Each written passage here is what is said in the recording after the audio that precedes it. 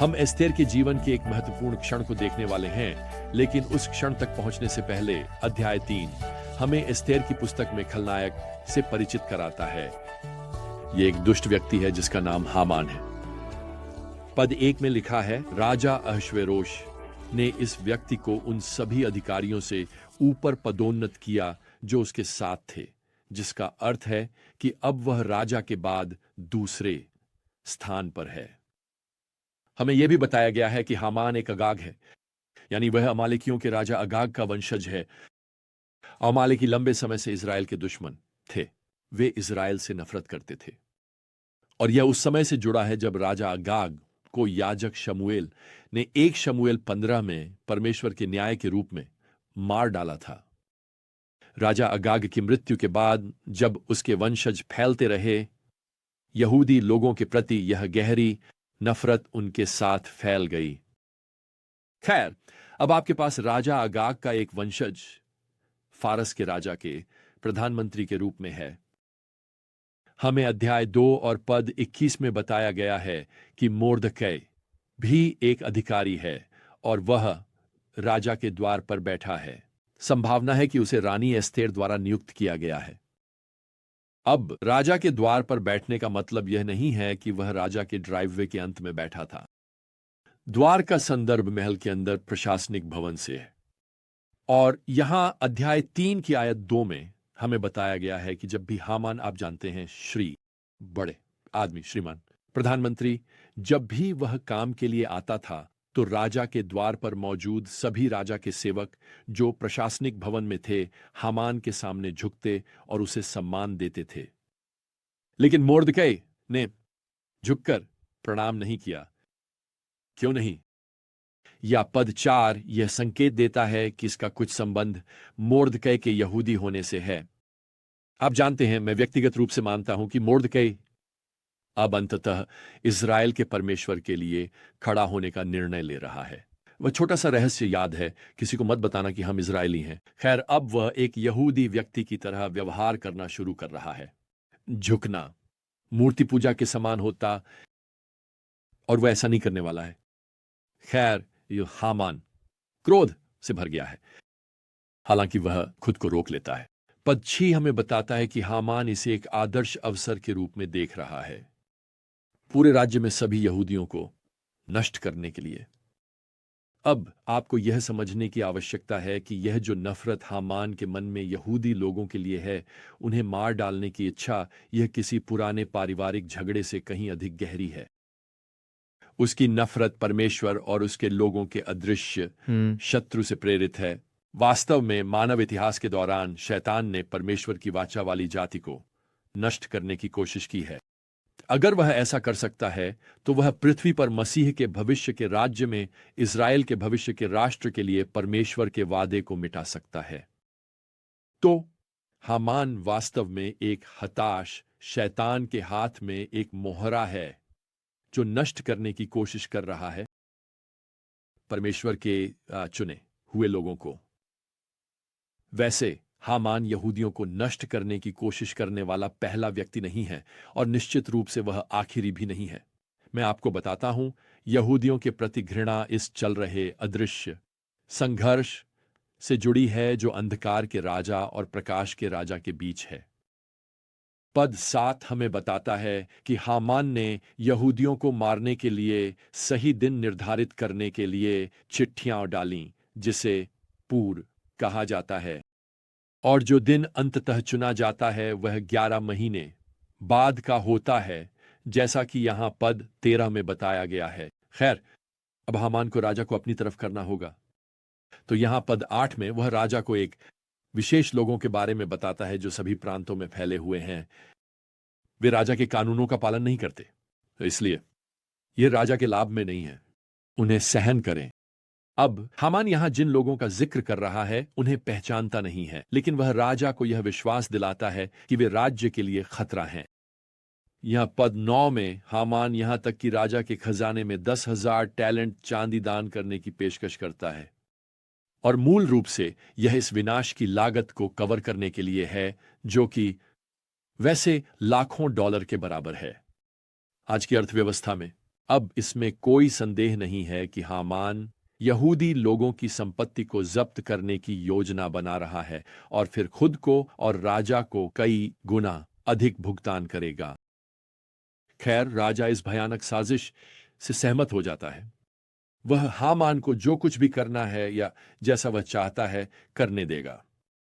अब एक शाही आदेश पूरे साम्राज्य में भेजा जाता है। पद 13 कहता है, फारसी लोगों को निर्देश देते हुए कि सभी यहूदी युवा और वृद्ध, महिलाएं और बच्चे और उनके सामान को इस निर्दिष्ट दिन पर नष्ट कर दिया जाए। साफ तौर पर शैतान दिन जीतता हुआ प्रतीत होता है, लेकिन इसे याद रखें, भले ही शैतान मानव इतिहास की शतरंज की बिसात पर मोहरे इधर उधर कर रहा हो, भगवान भगवान भगवान इसे सब कुछ, हर मोहरे को व्यवस्थित कर रहे हैं अपने दिव्य उद्देश्य को पूरा करने के लिए। अध्याय 4 हमें यहूदी लोगों की इस भयानक खबर पर प्रतिक्रिया दिखाता है। पद 1 हमें बताता है कि मोर्दकै ने अपने कपड़े फाड़े और टाट और राख पहन ली और वह जोर से और कड़वे स्वर में चिल्लाया। अपने कपड़े फाड़ना एक टूटे हुए दिल का प्रतीक था, और अब पूरे देश में यहूदी लोगों के बीच रोना और उपवास हो रहा है। अब याद रखें, एस्तर महल में अलग थलग है, वो वास्तव में इस आदेश से अनजान है। तो मोर्दकै उसे संदेश भेजता है और बताता है कि क्या हो रहा है, और यहां पद 8 में वह उसे राजा के पास जाने के लिए कहता है ताकि वह उसकी कृपा की भीख मांगे और उससे विनती करे अपने लोगों की ओर से। अब मुझे आपको बताना है, एस्थेर यहां इतनी निश्चित नहीं है। वह इस आदेश को पूरा करने के लिए तैयार नहीं है। वह मोर्दकै को पद 11 में संदेश भेजती है कि खैर, याद रखें, कोई भी व्यक्ति जो बिना बुलाए राजा के पास जाता है उसे मौत की सजा दी जाएगी, जब तक कि राजा अपनी राजदंड नहीं बढ़ाता जो उसकी कृपा को दर्शाता है। तो एस्थेर इस तथ्य को उठाती है कि उसके पास यहां एक बड़ा, आप जानते हैं, कानूनी समस्या है। वह बस वहां नहीं जा सकती, लेकिन एक व्यक्तिगत समस्या भी है। एस्थेर मोर्दकै से पद 11 में स्वीकार करती है कि उसे 1 महीने से राजा को देखने के लिए नहीं बुलाया गया है। आप जानते हैं, यह संभव है कि वह पहले से ही उससे नाराज या किसी तरह से थक गया हो। तो एस्थेर के अनुसार इसका समय इससे बुरा नहीं हो सकता था। खैर, मोर्दकै एस्थेर को जवाब देता है, और यह एक शक्तिशाली जवाब है, और इस जवाब में वह उसे अपनी प्रजा के पक्ष में कार्य करने के लिए 3 प्रोत्साहन देता है। पहली, वह उसे पद 30 में बताता है कि वह महल में नहीं बच सकती। दूसरे शब्दों में, भले ही उसे राजा से शादी किए हुए लगभग 5 साल हो गए हैं, यो अब भी नहीं जानता कि वह यहूदी है, लेकिन सच्चाई सामने आएगी, वह इस आदेश से नहीं बच सकती। दूसरे, वह ईश्वर के इज़राइल राष्ट्र के प्रति वादे को मिटा नहीं सकती। मोर्दकै यहां पद 14 में कहते हैं, यदि तुम इस समय चुप रहोगी तो यहूदियों के लिए राहत और मुक्ति किसी अन्य स्थान से आएगी, लेकिन तुम और तुम्हारे पिता का घर नष्ट हो जाएगा। अब मोर्दकै ने ठीक से विश्वास योग्यता का आदर्श नहीं दिखाया है, लेकिन यहां वह ईश्वर की वाचा, इस्राएल के प्रति ईश्वर की विश्वास योग्यता का संकेत दे रहे हैं। तो वह मूल रूप से एस्थेर से कहते हैं, देखो, अगर तुम मदद नहीं करती हो तो ईश्वर मदद करेंगे, वह किसी अन्य तरीके से हस्तक्षेप करेंगे। एस्थेर, तुम महल से नहीं बच सकती। तुम्हारी चुप्पी ईश्वर की अपने लोगों से की गई प्रतिज्ञा को मिटा नहीं सकती। और यहां तीसरा प्रोत्साहन है। मोर्दकै यहां पद 14 में वह क्लासिक चुनौती प्रस्तुत करते हैं। एस्थेर, कौन जानता है कि क्या तुम इसी समय के लिए राज्य में नहीं आई हो? दूसरे शब्दों में, एस्थेर, तुमने वह ताज अपनी सुंदरता के कारण नहीं जीता, तुमने इसे ईश्वर की रणनीति के कारण जीता। उन्होंने तुम्हें उस महल में रखा ताकि तुम उनके उद्धार के एजेंट बन सको, और यह तुम्हारा निर्णायक क्षण है, तुम्हारे जीवन का विशेष क्षण। एस्थेर, यह तुम्हारा समय है ईश्वर के लोगों की ओर से खड़े होने और बोलने का।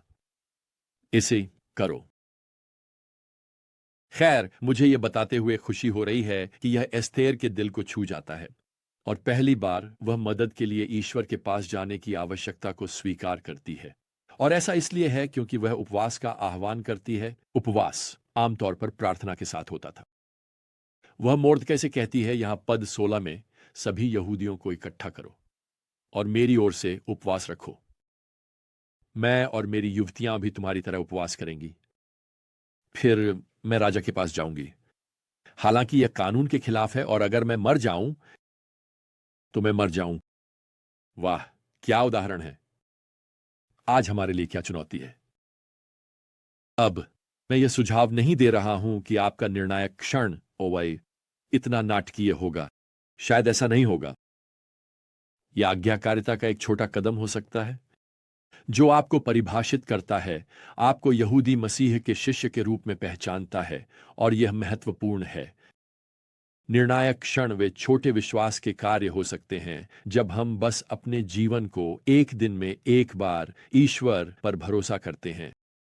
तो आज आपका जो भी निर्णायक क्षण है, आज एक स्टैंड लें। अपने उद्धारकर्ता के साथ अपनी पहचान बनाएं। ईश्वर के लोगों के साथ अपनी पहचान बनाएं। इस समझ के साथ जिएं कि आप वही हैं जो आप हैं। आप अभी जहां हैं वही हैं, ऐसे समय के लिए जैसा कि यह है। अब प्रभु यहूदी मसीह की कृपा और ईश्वर का प्रेम और पवित्र आत्मा की संगति आप सभी के साथ हो। आमीन।